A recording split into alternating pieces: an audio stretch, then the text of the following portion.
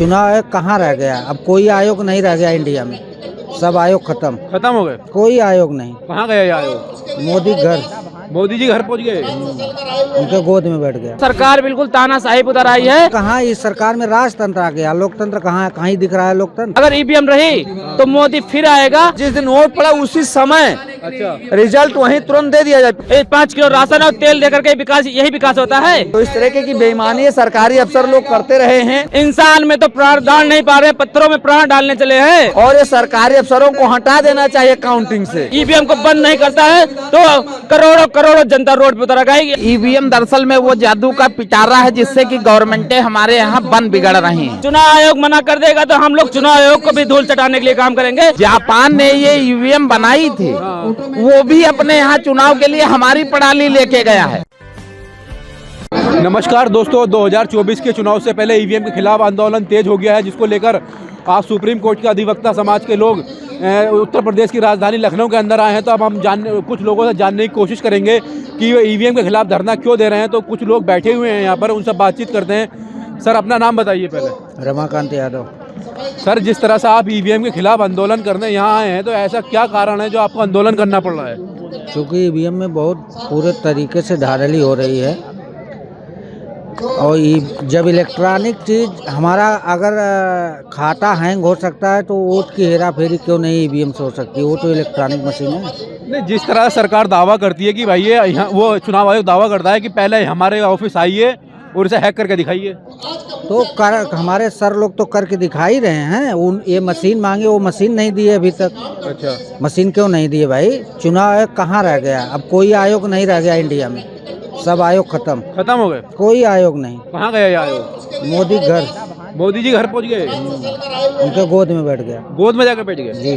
तो लोकतंत्र के लिए खतरा लग रहा है? लोकतंत्र है ही नहीं। कहाँ इस सरकार में राजतंत्र आ गया, लोकतंत्र कहाँ है? कहीं दिख रहा है लोकतंत्र? राजतंत्र आ गया सरकार। संविधान को खत्म कर रहे हैं। वो गरीबी नहीं हटा रहे हैं, गरीबों को हटा रहे हैं। गरीबों को हटा रहे हैं। हाँ। नहीं, तो मतलब ईवीएम के खिलाफ धरना देने की ऐसी क्या कारण आन पड़ा है जो आपको यहाँ पर उत्तर प्रदेश की राजधानी लखनऊ में आना पड़ा है? ये आना पड़ा है कि अब हर आम नागरिक के आत्मसम्मान की बात बची है। हम किसी को लाना चाहते हैं, जबरदस्ती कोई आ रहा है। तो आपको लगता है कि ईवीएम के जरिए धांधली करके सरकार बननी है भाजपा की? 100%। भारतीय जनता पार्टी तो कहती है कि हमने राम मंदिर बनवाया इसलिए लोग हमको वोट दे रहे हैं। राम हमको खाना देंगे। राम तो हमारे दिल में बसे हैं, आपके दिल में, इनके। राम तो रोम रोम में है। तो रोम में बसे, रोम में बसे, जब भी तो भाजपा को वोट दे रहे हैं लोग, उनका मंदिर बनवा लो। कोई वोट नहीं दे रहा है। कोई नहीं दे रहा है ना, वोट कोई नहीं दे रहा है। इतने लोगों से पूछ लिए कितने लोग दिए हैं, कोई नहीं दिया। तो राजस्थान, छत्तीसगढ़, मध्य प्रदेश कैसे जी? सब ईवीएम। तो तेलंगाना में कैसा हार गई भाजपा? अरे तो ये जानिए कि एक राज्य में दे के 10 राज्य ले रहे हैं, क्या मतलब है?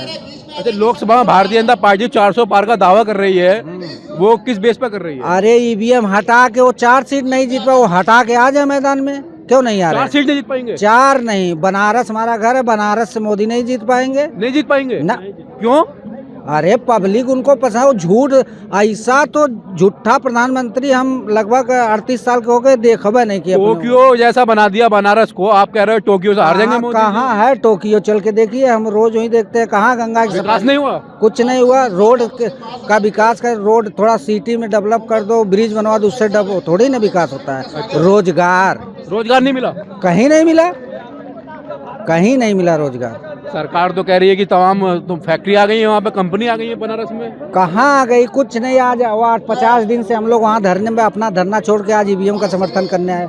वह धरना चल रहा है हम लोगों के सामने। अच्छा। हाँ, उसको छोड़ के आज कहे भैया सबसे फर्स्ट इसको देखो, उसको तो कर ही रहे हैं। अच्छा। हाँ, तो मतलब आप अपना धरना छोड़कर ईवीएम के खिलाफ आ गए हैं? अब क्या करें, मजबूर हैं हम लोग, क्योंकि ये सरकार हट नहीं रही है। हट नहीं, सरकार किसी की सुनी नहीं रही है। लोग कहते हैं कि लोगों का ईवीएम हैक नहीं, दिमाग हैक है। भाजपा ने लोगों को दिमाग हैक कर लिया, हिंदू मुस्लिम। ना, कोई किसी का दिमाग नहीं। दिमाग कौन हैंग कर लेगा? अच्छा।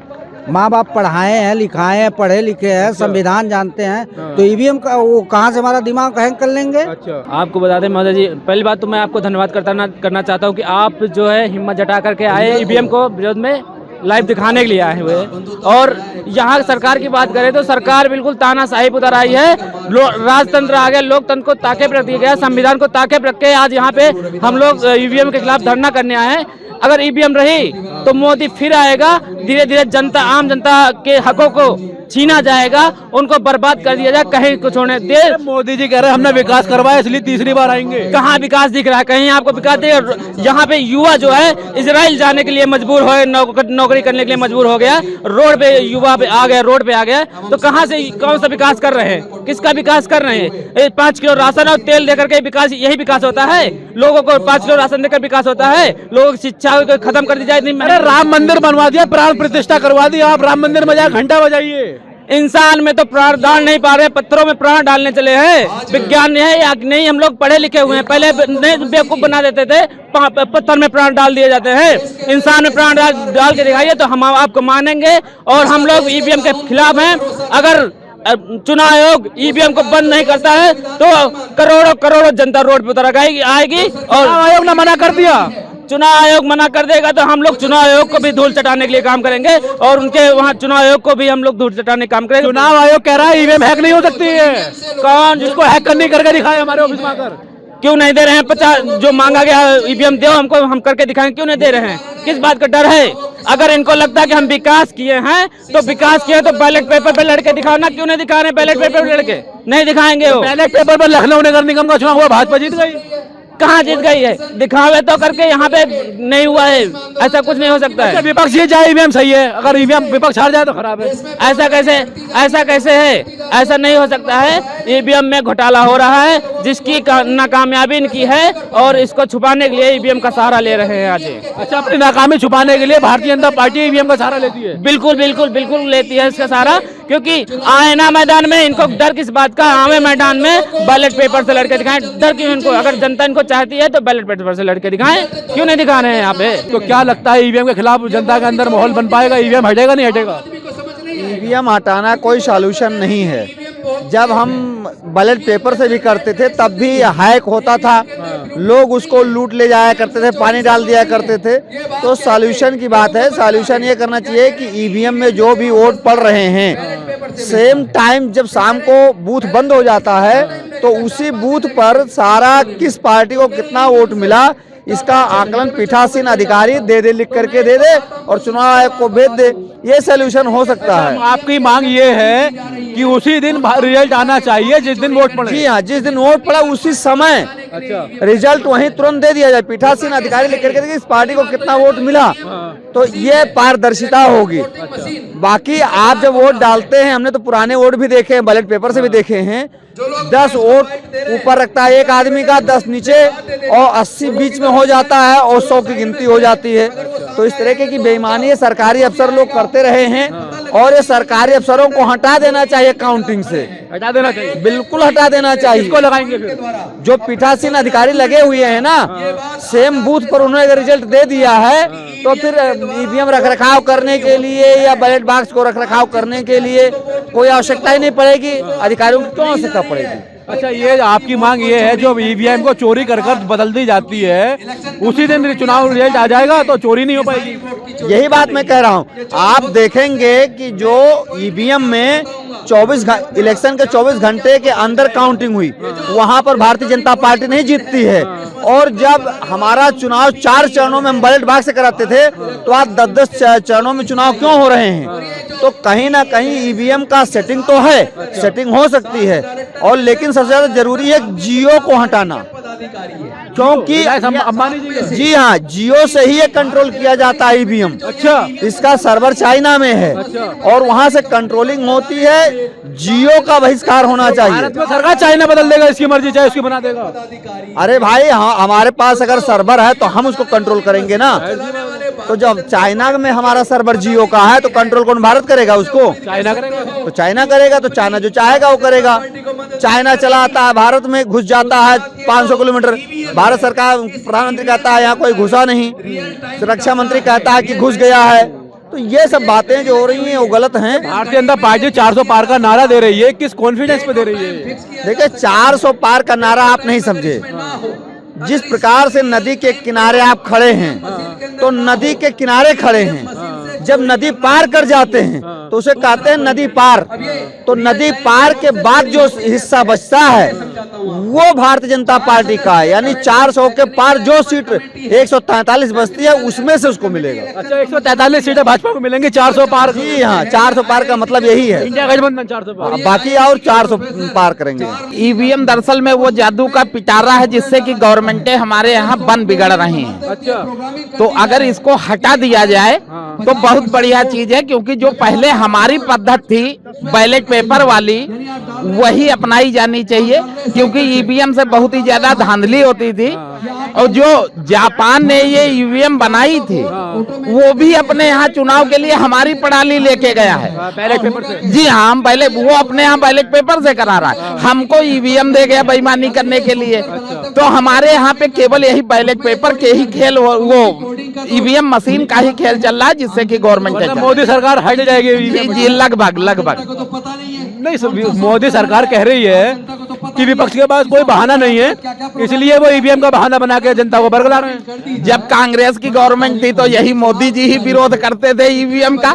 आज इसमें ऐसी कौन सी खास बात हो गई कि ईवीएम का ही सपोर्ट कर रहे हैं केवल मोदी जी? तो जब कल खुद करते थे उसका विरोध तो आज उसे स्वीकार क्यों? वही विरोध आज भी होना चाहिए, लेकिन आज जब उनकी गवर्नमेंट बन रही है तो उसका जो है वो गुणगान चल रहे हैं, गुणगान कर रहे हैं। जी हाँ बिल्कुल, कारण है बस केवल एक यही कारण है। चुनाव आयोग जो है जिस तरह से कह रहा है कि ईवीएम हैक करके दिखाइए आप हमें, बगैर हाथ लगाए, तो कैसे हैक हो पाएगी ये?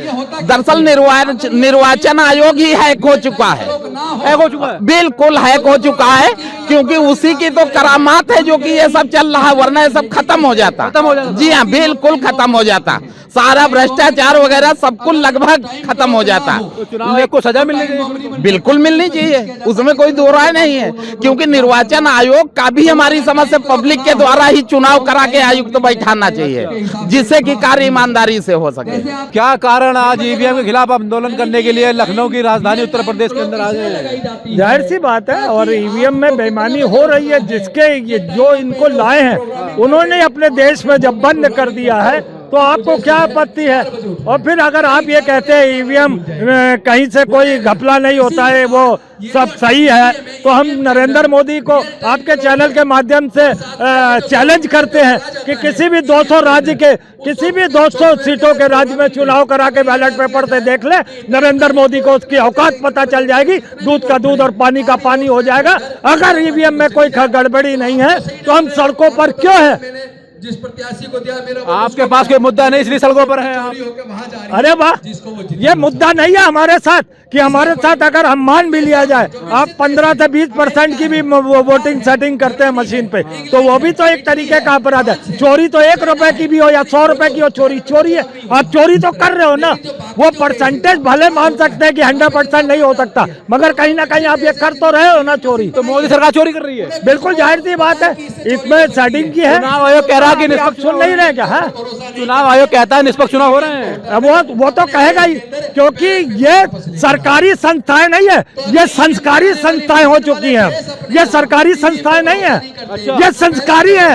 ये वो है, अमृत काल चल रहा है मोदी का, ये अमृत काल है। यहाँ भ्रष्टाचारी, बलात्कारी, दुराचारी वो जीवित रहेंगे, उनका काम चलेगा। ये सिस्टम, ये सरकारी संस्थान नहीं है, ये संस्कारी है, संस्कार लोग। हटना चाहिए कि नहीं हटना चाहिए? बिल्कुल हटना चाहिए ईवीएम, और उसको हटाने के लिए ही हम देश भर में ये अभियान चला रहे हैं। अभी किसी मीडिया ने सवाल किया कि विपक्ष क्यों नहीं आ रहा, पार्टियां क्यों नहीं इनको समर्थन कर रही, तो कहीं ना कहीं ये चीजें हर अपने क्षेत्र में हर आदमी कर रहा है, पार्टियां अपने क्षेत्र में कर रही हैं, हर पार्टी अपने अपने मोर्चे खोले हुए हैं। हमारे ये देश स्तर पर इस तरीके का अभियान चल रहे हैं कि ईवीएम को हटाया जाए।